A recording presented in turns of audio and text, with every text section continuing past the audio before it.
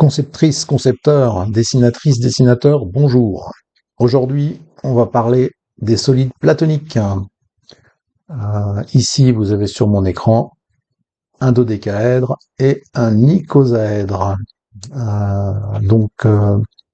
Je m'intéresse à ce sujet parce que je ne suis pas le seul à le faire. Vous allez trouver sur YouTube des dizaines, peut-être des centaines de vidéos où tout le monde s'y est essayé.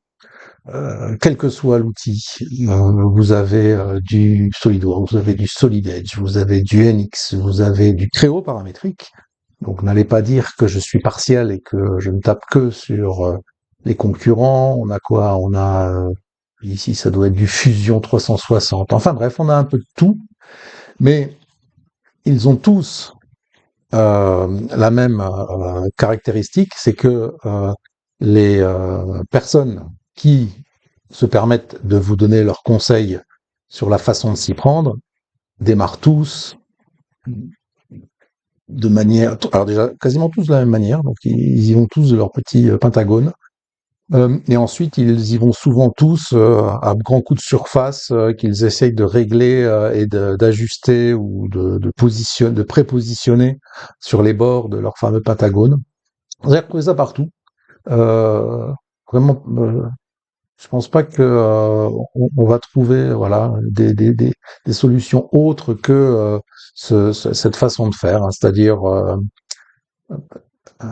des arêtes ou des surfaces que l'on essaye d'ajuster, de rabouter les unes avec les autres. Ce sont des méthodes qui sont lentes, qui sont peu précises. On n'est même pas sûr d'ailleurs d'obtenir la vraie géométrie à la fin. Encore une fois, pentagone, etc., etc. Ils le font tous, ils le font tous. Ils sont tous élevés de la même manière. Alors on vous explique des choses à partir de cubes, effectivement, donc ça c'est peut-être une idée à suivre, mais encore une fois, c'est pas forcément la meilleure. Puis surtout, ce qu'il faut regarder, c'est pour obtenir ce résultat-là, le nombre de fonctions et de manips qu'ils sont obligés de réaliser pour obtenir ces solides. Voilà. Donc vous pourrez regarder, je ne sais même pas si je vais vous mettre la liste dans la description de ma vidéo, parce qu'il suffit de regarder icosaèdre ou dodécaèdre ou platonique solide, et vous allez avoir comme ceci pléthore de vidéos qui vous expliquent comment réaliser cela. Allez, vous avez ici sur mon écran les deux solides les plus célèbres, hein, donc l'icosaèdre et le dodécaèdre. On va commencer par l'icosaèdre et on s'occupera du dodécaèdre juste après. Vous verrez que les méthodes que je vais utiliser sont très similaires. Donc le dodécaèdre, alors ici ce sont des steps que j'ai importés, que j'avais réalisés, mais pour que vous puissiez voir un petit peu, enfin surtout que je puisse vous expliquer la façon de procéder et un petit peu comment on peut traiter ce genre de volume. Alors, il y a aussi une fonction dans le Creo paramétrique qui est sympa, qui est apparue il y a 2 ou 3 versions de cela maintenant. C'est une fonction de closer volume, c'est-à-dire le volume qui permet d'inclure totalement la pièce que vous avez à l'écran. Ça permet de faire du colisage, c'est pratique. Ce que je veux vous faire remarquer avec ce volume, c'est que tous ces solides platoniques tiennent dans un cube, justement. Et ça, c'est très important et vous allez voir que ça va nous aider pour la modélisation qui va suivre. Vous pouvez regarder le volume dans n'importe quelle face. Hop, par exemple, vue de face ici, il ressemble à ça. Vue de droite, vue de gauche, etc. On a toujours une orientation, vous voyez, les arêtes, soit une base de triangle ici contre le bord du cube, soit un sommet ici. Tout le temps. Je vous montre ça parce que, en fait, on peut se dire au départ, quand on aborde l'exercice, c'est ah oui, mais c'est compliqué parce qu'il n'y a pas une seule face perpendiculaire 2 à 2.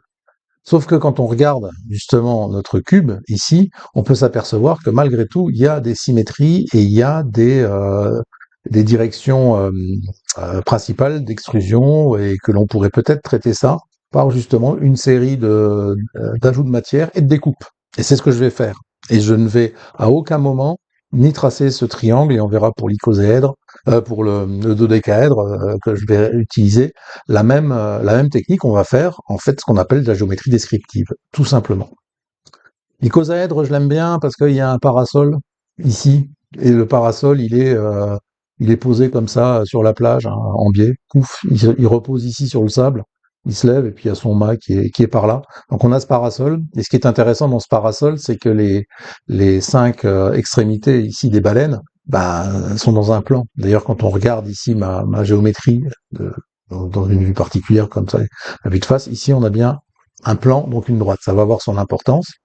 Autre chose aussi qu'il faut bien remarquer, c'est que lorsqu'on fait comme ça, quand on analyse un solide de ce type-là, c'est que dans la vue que l'on a ici, en vue de face, enfin vue de face, droite, on va avoir des arêtes en vraie grandeur. Celle-ci, par exemple, est en vraie grandeur, et les arêtes que l'on a là également, celles-ci, eh bien, quand on est dans ces vues de projection, eh bien, on va retrouver voilà, cette arête ici en vraie grandeur et cette arête ici en vraie grandeur. Toutes les autres ne le sont pas.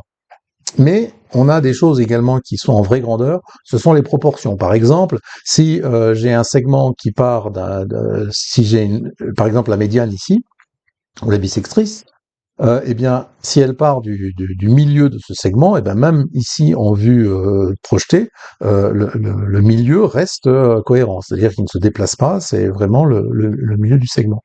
Et ça va nous aider à faire notre dessin. Donc l'objectif, et vous allez voir, c'est de réussir à faire cette forme en contrôlant précisément la longueur d'une des arêtes.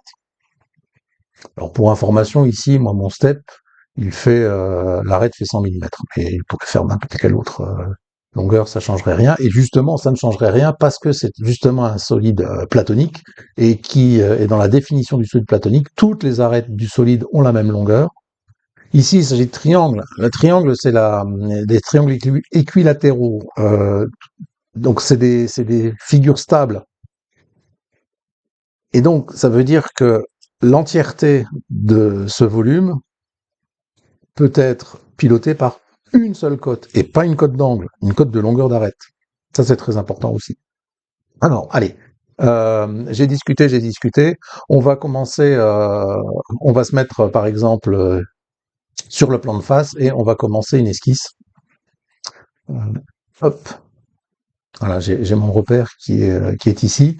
Alors comment je vais faire? Eh bien, on a dit, on a affaire à un cube. Ok, donc on pourrait peut-être déjà commencer par dessiner sous la forme d'un trait de construction un rectangle centré ici, et on va s'arranger. Voilà, tac, là j'ai déjà donc un carré qui est la coupe de mon cube.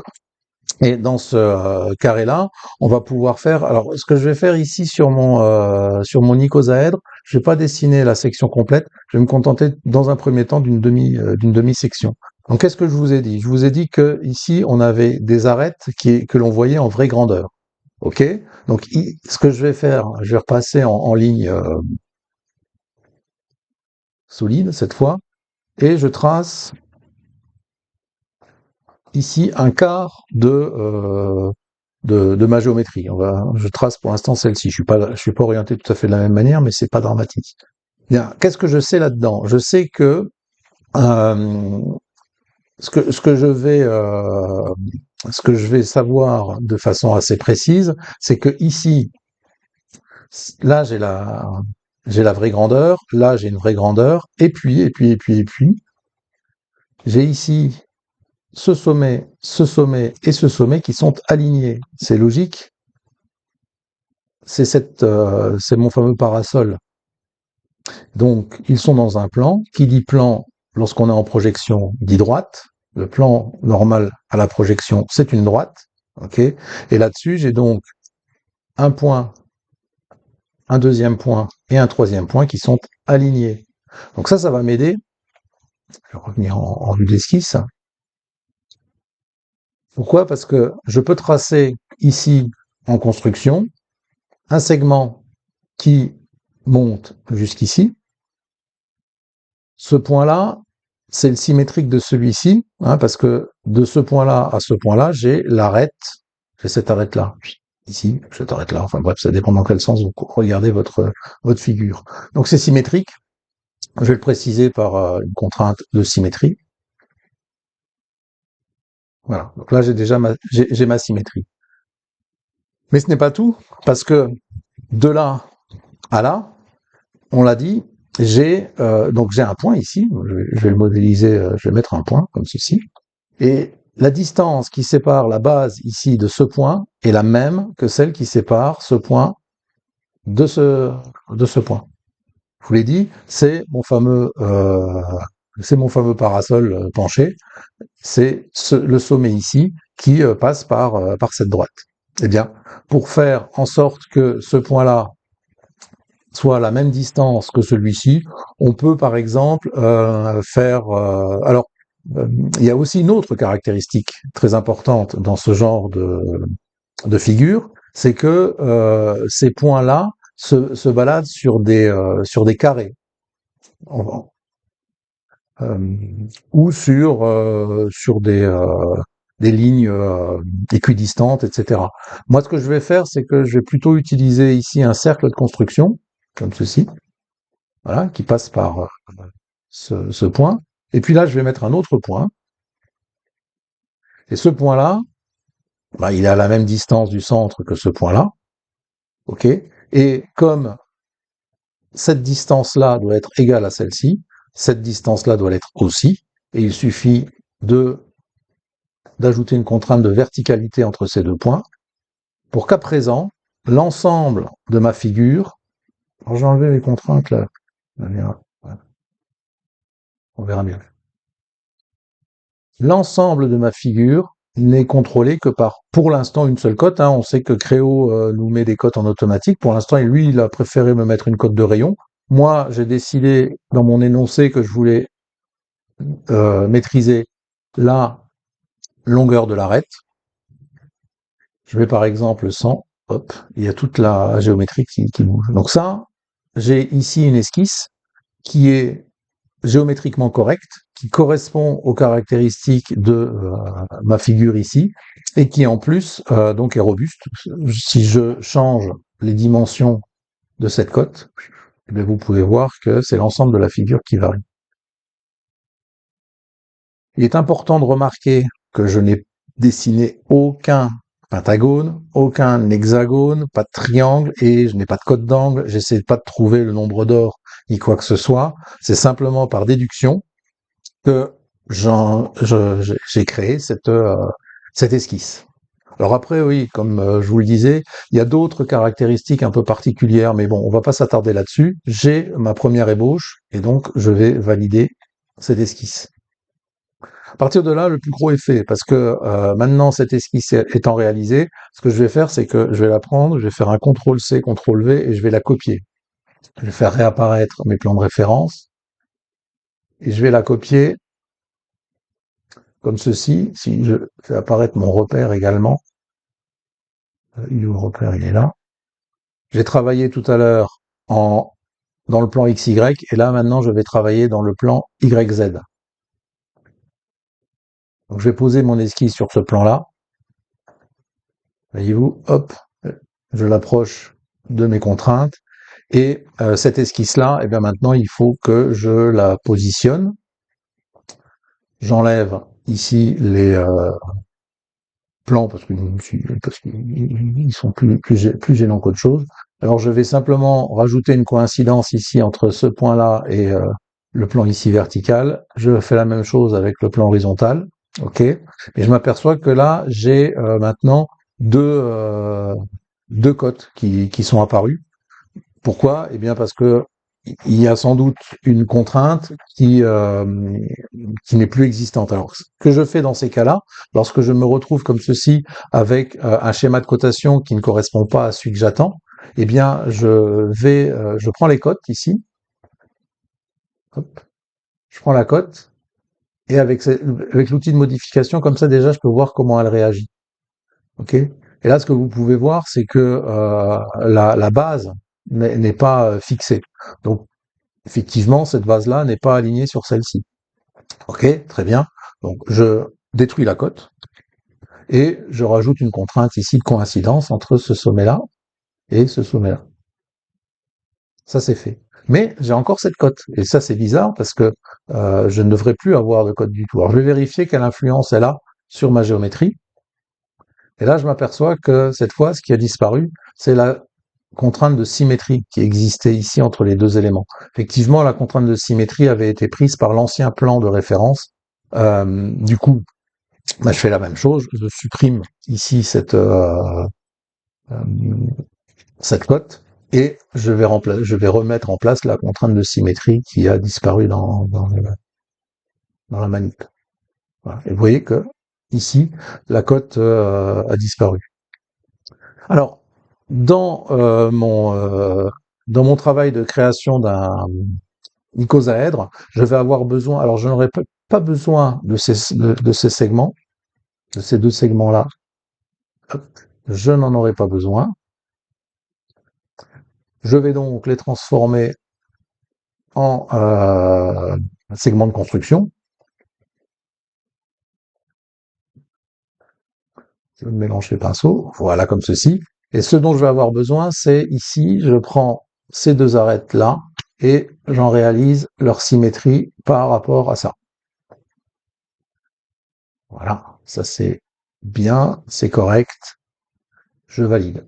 Vous voyez que je n'ai plus de code du tout sur cette esquisse. Pourquoi? Parce qu'elle est bien contrainte par rapport à la première esquisse. Ça c'est fait. Et je vais maintenant travailler dans cette vue-là. Donc là, je me retrouve sur ok, le plan, ça c'est le plan dessus, très bien. Je refais la même chose, je reprends mon esquisse du départ, CTRL-C, CTRL-V, et je viens la positionner donc sur cette face-là, comme ceci. Je vais refaire les manipulations quasiment à l'identique par rapport à celles que j'ai faites tout à l'heure, donc on va peut-être être confronté au même à la nécessité de refaire les symétries et certains positionnements. S'il y a que ça, c'est pas dramatique. Oui, vous voyez, je me retrouve de nouveau avec mes deux cotes ici. Je vais mettre la coïncidence entre ça et ça, et je vais rajouter la symétrie entre ça, ce point-là, et la symétrie. Dans Créo, hein, lorsque vous avez une cote qui devient surabondante, automatiquement, il vous propose ici la possibilité de la dégager, et je me retrouve à nouveau avec une esquisse complètement contrainte. Comme sur la deuxième, je vais transformer ces deux segments en segments de construction. Et les deux ici qui restent, je vais les copier par symétrie. Je vérifie. Ok, je n'ai pas de cote, ça me va bien. À présent, j'ai réalisé donc des esquisses à la fois simples. Je n'ai qu'une seule cote pour piloter ma géométrie. On peut le revoir ici. Hop. Si je modifie la valeur, c'est mes trois esquisses qui bougent de la même façon. Et maintenant, eh bien, il suffit de remplir tout ça de matière. Alors, comment va-t-on faire? On va prendre cette esquisse ici. On va demander un ajout de matière. Je vais faire un ajout de matière des deux côtés. Le premier côté, je viens jusqu'à ce segment ici. Le deuxième côté, je vais à l'autre extrémité, c'est-à-dire là. Très bien. Maintenant, je prends ma deuxième esquisse. Je vais l'utiliser là aussi pour faire une extrusion. Cette extrusion, je veux une extrusion solide, je veux une découpe de l'extérieur et jusqu'à suivant, comme ceci. Mon objet prend forme. Je vais prendre maintenant ma troisième esquisse et nous allons réaliser de la même manière une découpe. Alors, il me propose une surface, hein, parce que j'avais une esquisse ouverte, ça c'est tout à fait normal. Donc, je lui dis, c'est une fonction solide, c'est une fonction de découpe vers l'extérieur et jusqu'à suivant. Alors il y a mon, il y a mon step là qui en fait les frais. Il suffit que je le repositionne après et hop là. Alors du coup, ma surface englobante, eh ben, elle englobe les deux volumes maintenant. De toute façon, celle-ci, pour l'instant, je peux la mettre de côté. Voilà. Et ce qui me reste à faire ici, c'est de faire eh bien des symétries. Euh, je vais également supprimer mon step ici parce qu'il va me gêner. Euh, alors, je vais faire carrément des symétries de toute la pièce. C'est ce qu'il y a de plus rapide dans ce cas-là. Euh, on- je vais faire une première symétrie par rapport au plan droite, comme ceci, et je vais faire une deuxième symétrie par rapport au plan dessus, comme cela. Ah, et là, je m'aperçois que ben, je suis pas forcément très bon. Moi, je m'attendais à un icosaèdre, et là, je me retrouve avec un volume un peu bizarre. Déjà, c'est pas un solide platonique, étant donné que les arêtes ne sont pas toutes de la même dimension. Et puis, je n'ai pas, si je compte les faces, si je me mets dans le sens là, 1, 2, 3, 4, 1, 2, 3, 4, donc de l'autre côté, il y en a 4 aussi, ça fait 8. Et si je rajoute encore les 4 faces de chaque côté, j'en suis à 12 faces. Donc c'est un dodécaèdre. Alors que mon l'icosaèdre, il a 8 faces de plus. Il a 20 faces. Et ben c'est quoi ces 20 faces de plus là qu'il me manque? Regardez ici, j'ai bien mes esquisses hein, que j'ai réalisées, mais cette partie-là, je vais vous faire un truc, je vais faire une fonction de solidification, je vais faire un plan pour la partie solidification, on va le faire passer par là, on va le faire passer par là, et on va le faire passer par là, on va faire OK, et que vois-je? Je m'aperçois qu'en faisant sauter ce sommet ici, j'ai déjà eu une phase de plus, et ensuite je me retrouve avec des triangles, et si je regarde la dimension ici de l'arête de mon triangle, 100 mm, 100 mm, 100 mm, donc j'ai bien la même longueur que celle qui a prévalu à la création de ma première esquisse. Donc ça, c'est peut-être quelque chose que j'ai oublié de faire à un moment donné. Alors, est-ce que je vais faire 8 fonctions de solidification en plus pour réaliser mon icosaèdre? Jamais de la vie. J'ai autre chose à faire. Donc, je vais détruire cette fonction de solidification et je vais juste revenir sur la première extrusion, celle-ci, où j'avais extrudé directement, sans trop te poser de questions, jusqu'au sommet ici.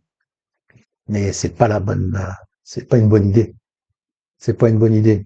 Donc, cette extrusion qui allait jusqu'à ce sommet, je vais supprimer cette référence et je vais recommencer. Donc, à la place de cette référence, un simple sommet. Regardez bien mes esquisses et souvenez-vous des points sur lesquels je me suis appuyé pour faire le plan, pour découper mon triangle. Eh ben, ce sont les sommets que l'on a ici. Je vais donc, à la volée, créer un plan de référence qui passe par ces 3 points, comme ceci, et c'est ce plan-là qui va me servir de surface d'appui pour mon ajout de matière. Et je vais faire la même chose de l'autre côté. Ça aussi, c'est drôlement bien de pouvoir faire les deux manips dans la même fonction. Je fais mon plan ici, ici et ici. OK, je valide. Et attention, regardez bien, ça va aller très vite. Vous pourrez mettre la vidéo au ralenti. Je valide. Et hop, maintenant, j'ai mon icosaèdre parfaitement réalisé. Je vais enlever ici les esquisses. On va les enlever, les cacher, ainsi que les miroirs. Et voilà. Et c'est toujours la cote 200 mm qui pilote mon volume je peux mettre absolument n'importe quelle valeur, je conserverai toujours le même volume.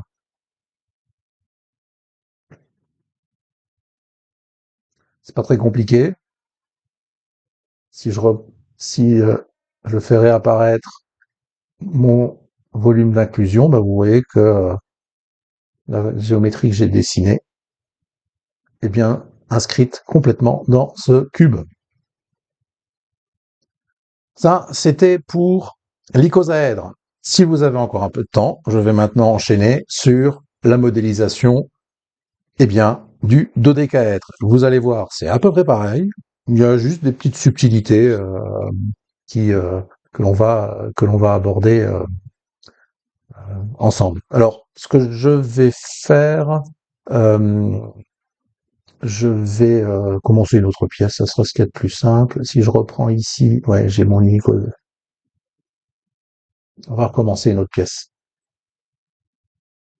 Le nom n'a pas d'importance.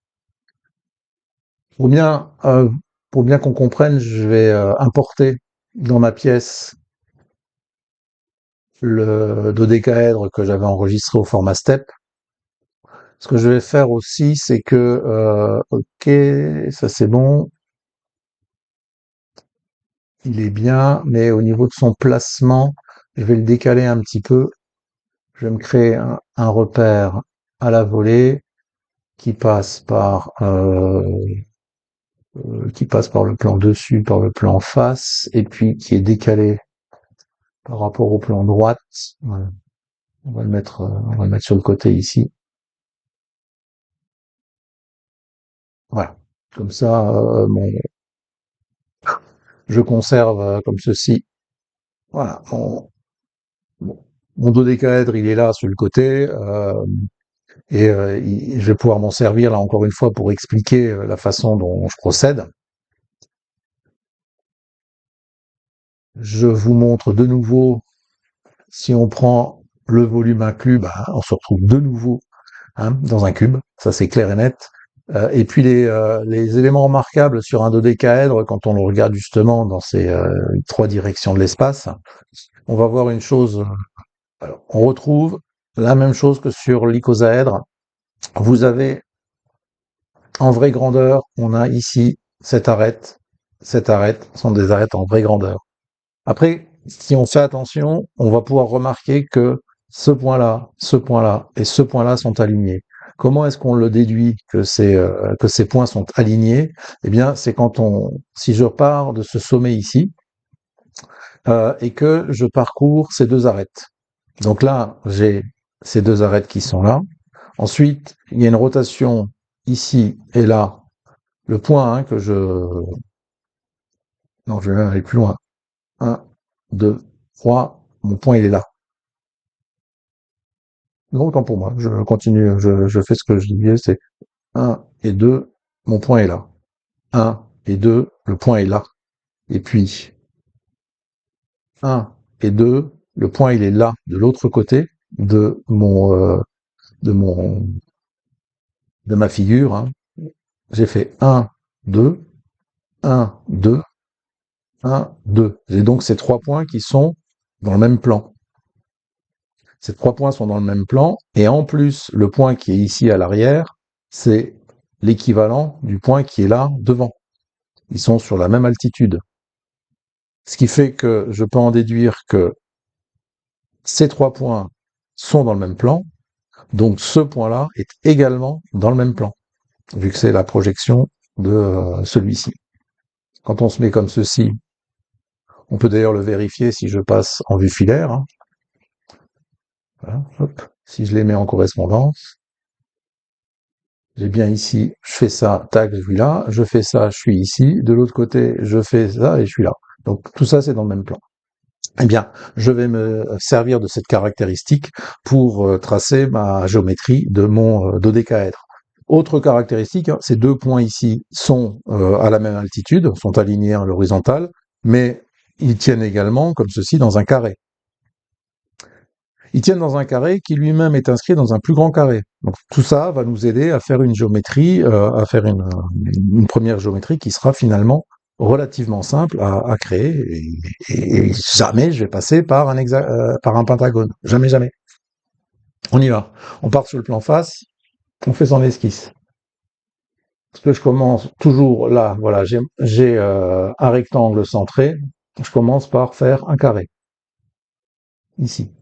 Maintenant que j'ai mon carré, on va pouvoir jouer à gribouille, c'est-à-dire que sans prendre trop de précautions, on va déjà pouvoir tracer nos lignes. Je commence par là, ici, ici, comme ça. Voilà. J'ai volontairement pris peu de précautions. Remarquez automatiquement le schéma de cotation qui apparaît. Ça, c'est vachement bien parce que ça va nous aider à voir juste ce qu'il nous reste à faire pour que notre esquisse soit totalement contrainte, c'est-à-dire qu'elle soit pilotée par une seule arête et alors par une seule cote. Et la cote que je veux conserver, c'est celle-ci, donc je vais la rendre forte. Ce qui fait que Créo ne fera plus d'hypothèse dessus. Celle-ci, elle disparaîtra jamais.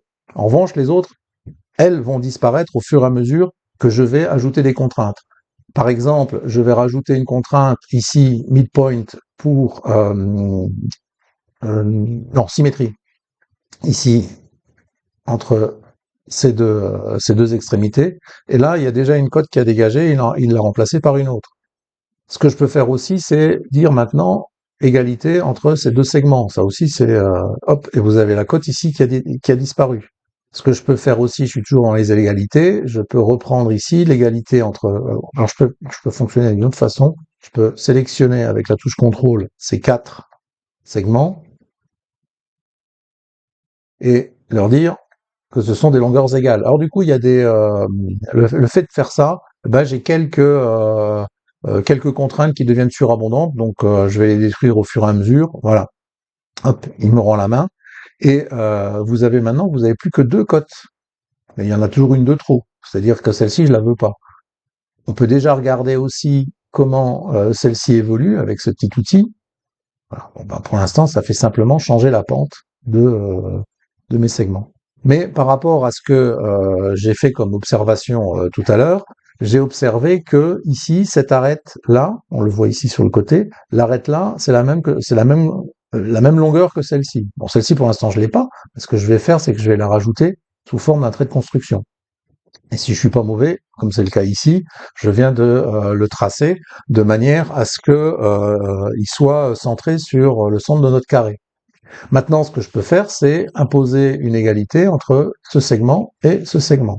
On dirait, ça n'a rien résolu pour l'instant. C'est logique parce que pour l'instant, ce segment, il est juste comme ça, libre. Il n'est pas contraint autrement que par une longueur égale à celle-ci. Je vois plus mes contraintes parce que je crois que je les ai enlevées de l'affichage. Je vais les faire réapparaître. Alors, il commence à y en avoir beaucoup, hein, des contraintes, mais c'est normal. Elles ont les mêmes valeurs que de la cotation. Et pour terminer mon esquisse et faire disparaître cette cote-là qui n'a pas de raison d'être, je vais relier ce point-là qui correspond à ce sommet ici. Ce sommet, il est sur un carré. Ici, j'ai un carré. D'accord? Or, un carré dans un carré, eh bien, les sommets des carrés, on peut le vérifier, les sommets des carrés emboîtés se déplacent toujours sur la même diagonale. Donc, j'ai même pas besoin de savoir, de faire des calculs d'apothicaire pour savoir que ce point-là, comme ici, ces quatre points sont équidistants, eh bien, forcément, le point en question se trouve à l'intersection de la diagonale et de cette arête ici. Donc, je relie ce point-là à ce sommet. Cette ligne représente mon fameux plan dans lequel se trouvent les trois points dont je vous ai parlé tout à l'heure. Or, pour l'instant, le segment que j'ai tracé ici ne respecte pas cette règle. Eh bien, il me suffit maintenant de le rendre coïncident à cette arête. Et la cote que je voulais voir disparaître, eh bien, a disparu. Et je n'ai plus qu'une seule cote pour piloter ma géométrie. C'est cette cote de longueur ici, c'est la cote de l'arête. Je peux vérifier que le comportement est correct. lorsque je modifie la valeur de l'arête, c'est l'entièreté de la géométrie qui bouge. Voilà. Donc notre dodécaèdre est quasiment fini, vu que j'ai réussi à faire mon esquisse de manière uniquement géométrique. Je le répète, pas de pentagone, pas de code d'angle, pas de rotation, pas de répétition de quoi que ce soit suivant n'importe quel axe. Ça se fait de façon juste déductive, en regardant, en ayant un petit peu de jugeote, on arrive à ce résultat-là. Et vous pouvez faire ça normalement. C'est pas une question de logiciel en plus. On pourrait mettre créoparamétrique sur un piédestal, mais même pas. Je peux même pas utiliser ça comme argument pour dire que le Créo est meilleur que les autres. Alors, il y a quand même, malgré tout, il a quand même si des avantages, c'est cette notion de cotation automatique qui fait que ça m'aide beaucoup, beaucoup lorsque je fais ce genre de recherche. Euh, et puis la gestion des contraintes est nettement plus facile que sur n'importe quel autre outil. Parce que là, par exemple, je clique sur cette contrainte de parallélisme, immédiatement, il me montre quelles sont les contraintes de parallélisme de longueur égale. Il me montre les arêtes qui sont concernées par cette contrainte, etc., etc. Enfin bref, le sketcher de créoparamétrique est vraiment très, très, très puissant et très facile à utiliser. Je valide. Je vais refaire maintenant la même opération que celle que j'ai faite avec l'icosaèdre, c'est-à-dire que je vais dupliquer mon esquisse en la plaçant sur dans les trois autres directions de l'espace. Je prends l'esquisse, CTRL-C, CTRL-V au clavier, je sélectionne mon nouveau plan d'esquisse. Ok, je positionne à peu près l'esquisse là où je voudrais l'avoir en définitive, et je rajoute les contraintes qui vont bien, donc sur l'horizontale, enfin, oui, sur la verticale et sur l'horizontale, comme ceci. Et puis, je m'occupe de la cote qui se trouve ici. Je n'en veux plus. Donc, je rajoute une contrainte de coïncidence entre la première esquisse et cette esquisse-là. Je tombe donc dans un cas de surcotation. Je détruis la cote qui est en trop. Ok, c'est bon. J'ai pas de code supplémentaire. Moi, ça me va bien. Je valide. Je continue. On va se placer dans le dernier plan ZX. Je recommence. Donc je peux prendre la dernière cette fois, CTRL-C, CTRL-V. Je me positionne ici. On y va. Je pose l'esquisse. Je la contrains.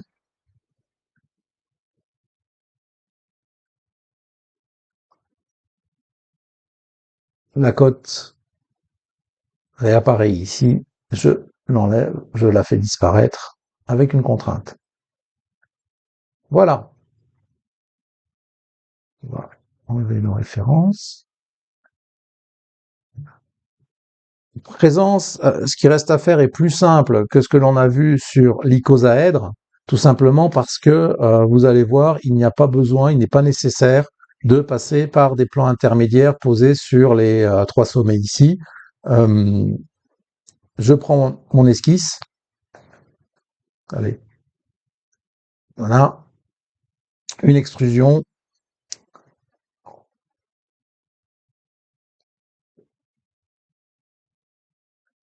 Des deux côtés. Ouais, je vais me demander, mais pourquoi est-ce que je vois pas l'appareil? C'est parce que je suis en filaire. Ça sera mieux. Enfin, ça sera mieux. Jusqu'à référence. Ici. De l'autre côté, pareil. Jusqu'à référence. Ici. C'est fait. Celle-ci, elle nous fait une extrusion, une découpe. Ben, c'est un bon début. La découpe des deux côtés. Ah, jusqu'au suivant. Jusqu'au suivant. Je finis par la dernière esquisse. On va lui demander la même chose, c'est-à-dire de faire une découpe. et jusqu'au suivant, jusqu'au suivant, on enlève l'extérieur. Alors du coup, le step dégage, mais... Et voilà. Cette fois, il n'y a même pas de miroir ni quoi que ce soit. Vous avez directement votre dodécaèdre proprement réalisé avec un minimum de fonctions. Si j'oublie le step que j'avais importé, j'ai 6 fonctions, 3 esquisses, 3 extrusions. Pas de surface, c'est un solide et qui réagit comme l'autre sur sa cote de longueur d'arête. Après, il y a des variantes. J'aurais pu faire en sorte qu'il réagisse sur le diamètre de la sphère inscrite ou circonscrite ou bref. Toutes les variables toutes les valeurs sont bonnes, mais je regarde, hop, 100 mm, 100 mm, 100 mm, c'est propre, c'est solide, c'est robuste, c'est du cryoparamétrique. On retourne faire sa petite analyse et ça tient dans un cube.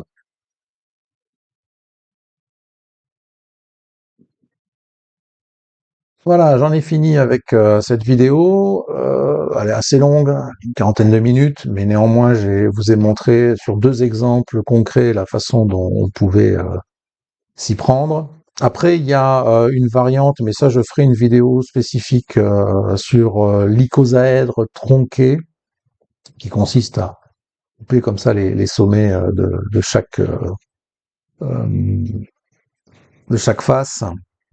Et mais j'espère en tout cas que ma méthode vous a paru satisfaisante, que vous allez vous en inspirer et que vous allez aimer cette vidéo. Partagez-la avec vos collègues qui font de la CAO sur différentes technologies.